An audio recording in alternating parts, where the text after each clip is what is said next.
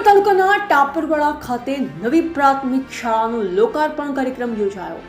તાપીના સોનગઢ તાલુકાના ટાપરવાડા ગામે જિલ્લા પંચાયત શિક્ષણ સમિતિ તાપી સંચાલિત પ્રાથમિક શાળા ટાપરવાડાનો લોકાર્પણ કાર્યક્રમ કરી આ નવી પ્રાથમિક શાળાની શરૂઆત કરવામાં આવી.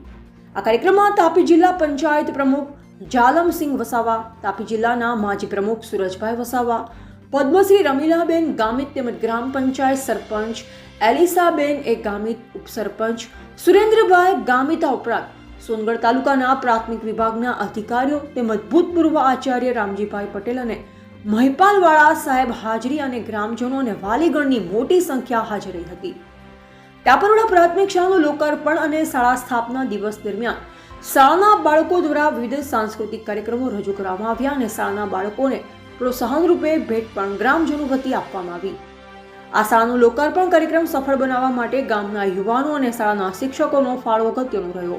Reporter Kartik Valvi, Gujarat update news, Tapi.